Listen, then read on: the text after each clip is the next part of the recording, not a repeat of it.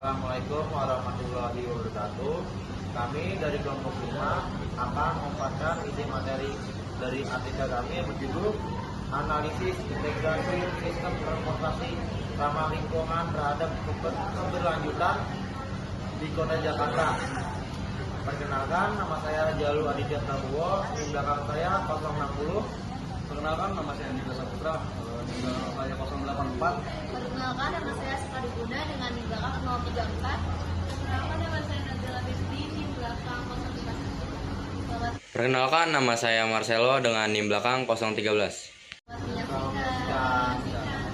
Kondisi transportasi Jakarta saat ini. Saat ini, Jakarta menghadapi beberapa masalah serius dalam bidang transportasi. Yang pertama, kualitas udaranya tergolong buruk. Nilai rata-rata partikel polutan PM 2,5 mencapai sekitar 39,3 mikrogram per meter kubik, jauh di atas batas aman yang ditetapkan oleh WHO. Kedua, sektor transportasi menyumbang sekitar 23% dari total emisi gas rumah kaca nasional.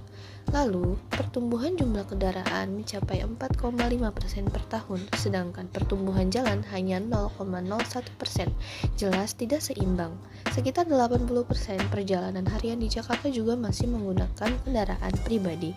Akibatnya, potensi kerugian ekonomi akibat kemacetan bisa mencapai 65 triliun rupiah setiap tahun. Solusi integratif dari transportasi umum berkelanjutan. Solusi yang kami tawarkan adalah yang pertama, integrasi moda transportasi seperti BRT, LRT, dan MRT sebagai tulang punggung mobilitas massal. Yang kedua, penerapan Transit Oriented Development atau TOD untuk pengembangan kawasan terpadu. Yang ketiga, adopsi energi bersih seperti bus listrik dan teknologi rendah emisi. Tujuan utamanya adalah mengurangi kemacetan, emisi, dan ketergantungan pada kendaraan pribadi. Implementasi solusi ini memberikan manfaat nyata, misalnya penurunan emisi gas rumah kaca, polusi udara, dan terciptanya lingkungan perkotaan yang lebih sehat. Khusus untuk konsep TOD, pendekatan ini memusatkan pembangunan di sekitaran simpul transportasi, mengurangi jarak tempuh, dan mendorong transportasi aktif untuk masyarakat. Tantangan implementasinya berbeda antara negara maju dan berkembang. Di kota maju, fokusnya adalah elektrifikasi armada dan integrasi dengan moda transportasi ramah lingkungan. Sementara di kota berkembang, tantangan utamanya justru pada penyedia layanan dasar dan peningkatan aksesibilitas secara merata. Metodologi penelitian ini menggunakan studi literatur sistematis dengan pendekatan mixed method. Kami menganalisis berbagai sumber sekunder seperti jurnal, laporan BPS, Dinas Perhubungan, dan dokumen perencanaan transportasi dari tahun 2005 sampai 2025. Pengembangan transportasi berkelanjutan di Jakarta masih menghadapi beberapa tantangan. Yang pertama, keterbatasan infrastruktur menjadi kendala utama. Dengan pasokan gas bumi yang hanya mencapai 45% dan fasilitas SPBG yang masih terbatas, didukung jumlah armada serta infrastruktur pendukung yang belum memadai. Kedua, perilaku masyarakat juga menjadi penghambat dengan masih tingginya ketergantungan pada kendaraan pribadi. Yang ketiga, koordinasi kebijakan antar lembaga yang belum optimal dan sinkronisasi kebijakan yang masih perlu ditingkatkan turut mempengaruhi efektivitas implementasi sistem transportasi berkelanjutan. Rekomendasi dan saran kebijakan. Kami merekomendasikan untuk pemerintah untuk meningkatkan investasi infrastruktur green transport.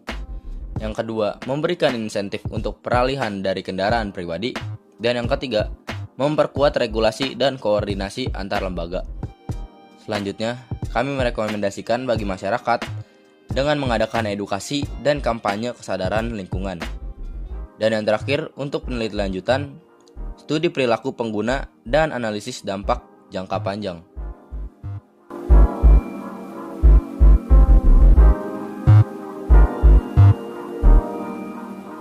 Sinergi menuju kota berkelanjutan. Untuk mewujudkan Jakarta yang berkelanjutan, diperlukan kolaborasi multi pihak antara pemerintah, swasta, akademisi, dan masyarakat. Yang selanjutnya, itu diperlukan transformasi holistik yang menggabungkan teknologi, kebijakan, dan partisipasi masyarakat. dengan visi Jakarta sebagai kota hijau, sehat, dan berkelanjutan. Kesimpulannya, transportasi umum terintegrasi dan ramah lingkungan adalah kunci menuju kota berkelanjutan. Investasi hari ini tidak hanya berdampak positif bagi lingkungan, tetapi juga meningkatkan kualitas hidup dan efisiensi ekonomi. Keberhasilannya bergantung pada inovasi teknologi, kebijakan yang konsisten, dan partisipasi aktif masyarakat.